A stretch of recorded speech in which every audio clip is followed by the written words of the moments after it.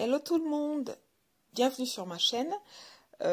Aujourd'hui, je vous propose de tester ce patron de Simplicity qui me faisait envie depuis quelques temps.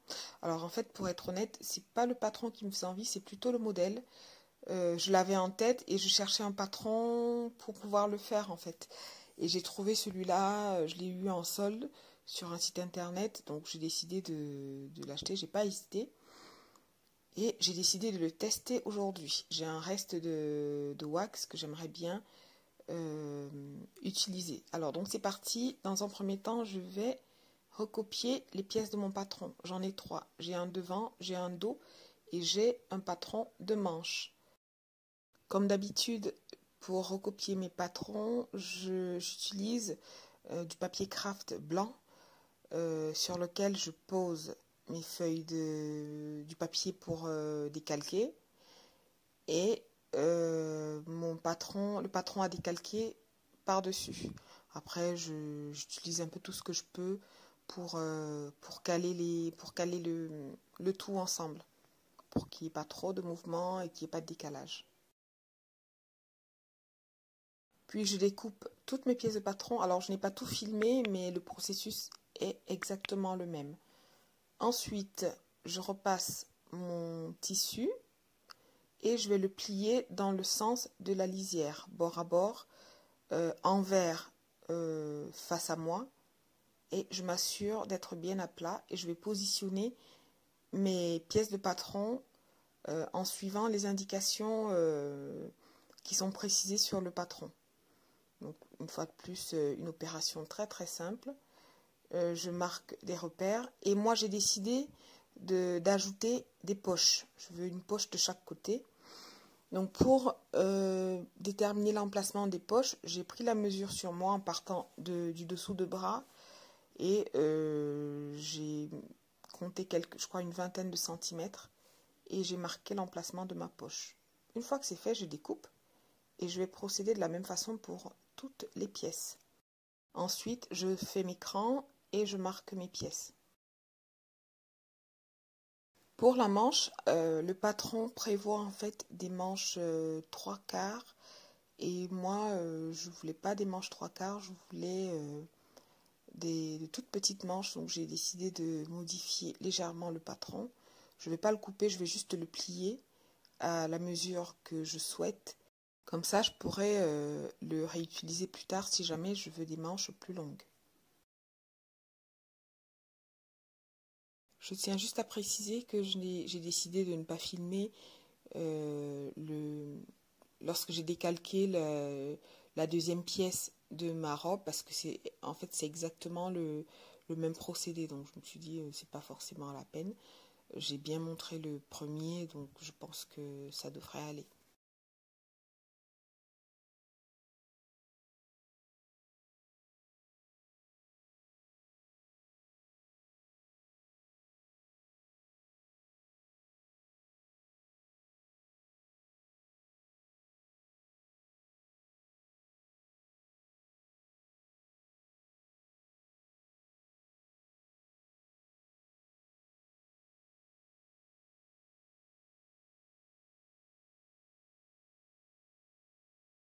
Une fois que j'ai le nouveau patron à la taille que je souhaite, il me suffit de le reporter sur mon tissu, de le découper et de marquer tous les repères.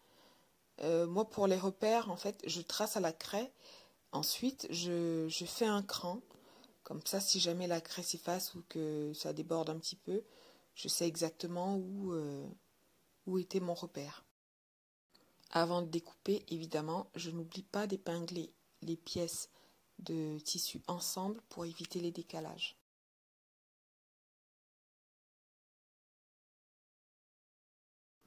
Alors maintenant, je vais découper les pièces de mes poches, enfin de mes fonds de poche plutôt.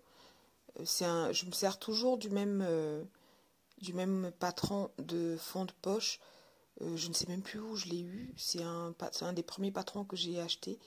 Et j'ai bien aimé la forme, donc j'ai gardé ces fonds de poche et je m'en sers très très régulièrement.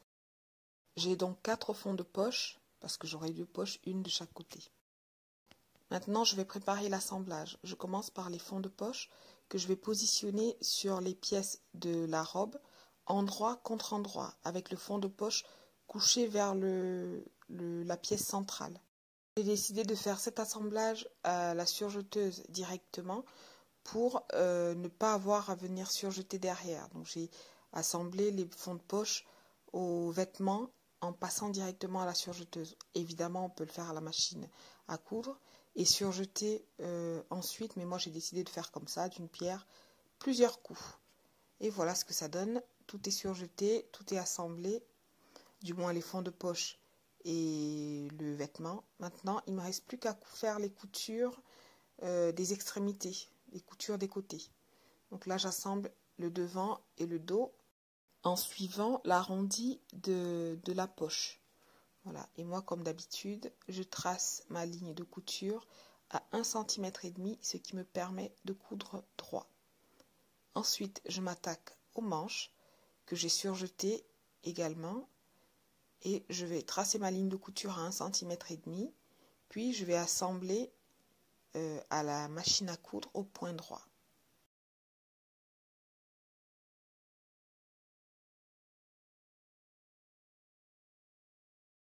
Après la manche, j'assemble les côtés en suivant la ligne de couture que j'ai tracée à la craie et je procède de la même façon pour les deux côtés, le gauche et le droit.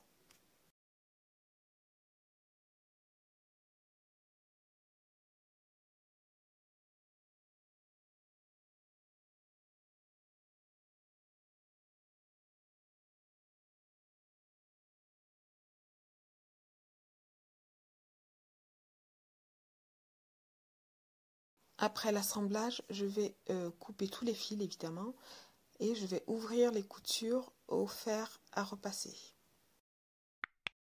Ensuite, je vais assembler les manches au reste de la robe.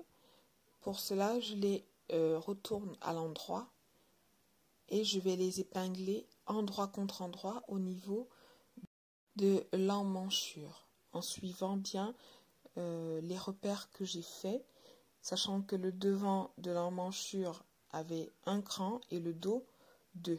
Donc je me fie juste à ça et j'épingle en commençant par les coutures de côté. Donc j'épingle tout le long jusqu'en haut et je fais pareil de l'autre côté.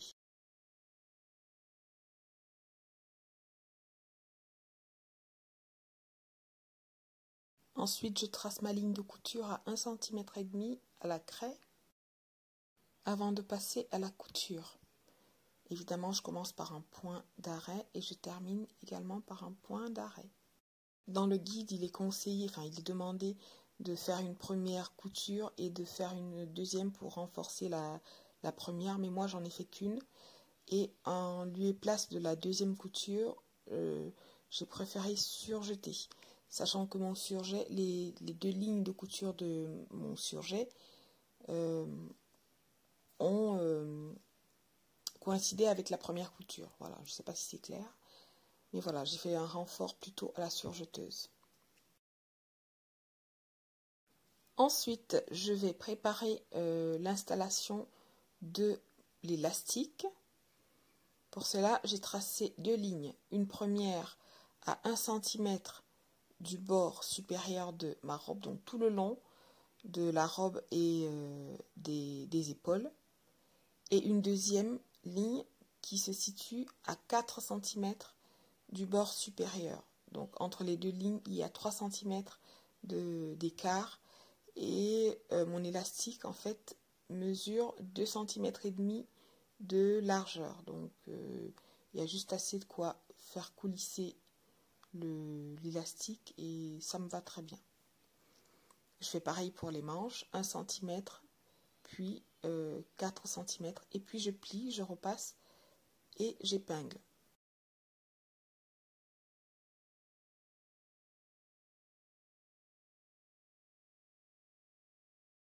Et là, je prépare l'ourlet qui ici est de 11 cm, mais moi j'en ai pris que 10.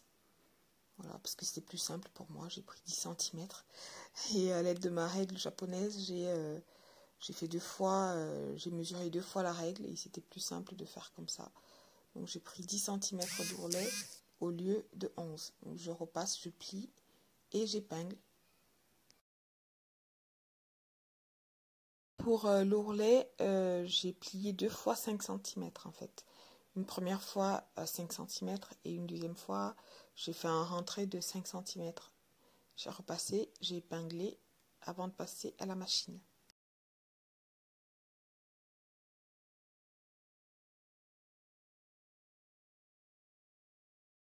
Ensuite, pour les élastiques, je ne me suis pas fiée aux données du patron. J'ai pris la mesure directement sur moi, voir comment j'étais à l'aise et j'ai coupé à ces mesures-là. Donc là, je fais la couture de la manche en laissant un petit espacement de 5 ou 6 cm pour pouvoir insérer l'élastique.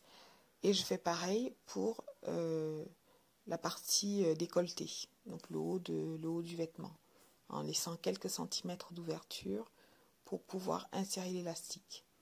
Enfin, je fais mon ourlet et là, pas besoin de laisser d'ouverture. Je le couds entièrement à 5 cm du bord.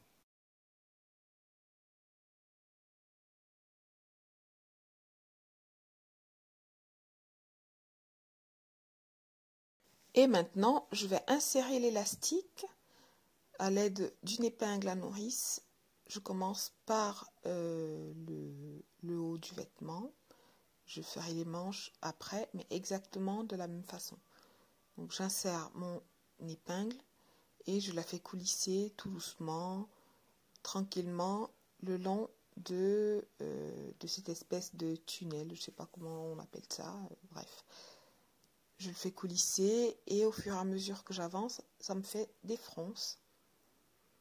Et je n'oublie pas de surveiller l'autre bout de l'élastique. Donc dès que j'atteins une certaine longueur, je le fixe au vêtement. Je fixe l'autre bout de l'élastique avec une épingle pour qu'il ne se retrouve pas lui aussi entraîné dans le tunnel. Bon, j'appelle ça comme ça, mais si vous avez le mot approprié, n'hésitez pas à me dire comment, comment ça s'appelle ce truc-là, parce que je ne sais pas du tout comment il s'appelle. Moi, j'appelle ça le tunnel. Je fais pareil pour les manches. J'insère, je fais coulisser et j'épingle.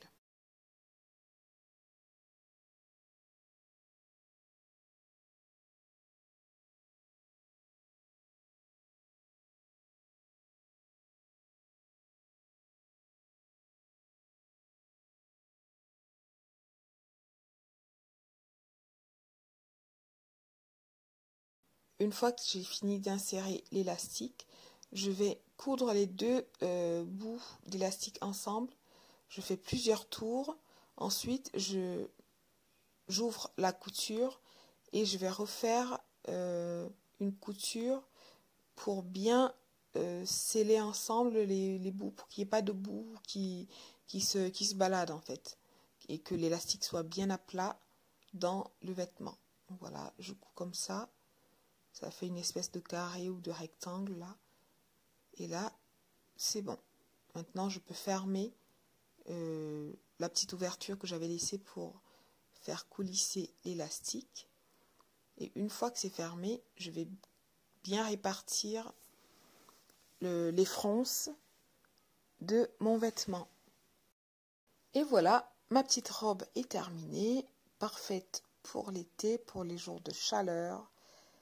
Je suis plutôt contente. Pour moi, le patron, je trouve qu'il est bien, qu'il taille bien.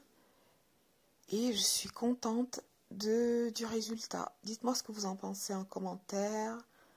N'oubliez pas de liker, de partager, de vous abonner. Et merci, je vois que beaucoup d'entre vous sont intéressés par mon travail. Franchement, ça me touche beaucoup, ça me fait chaud au cœur et ça me motive. À bientôt!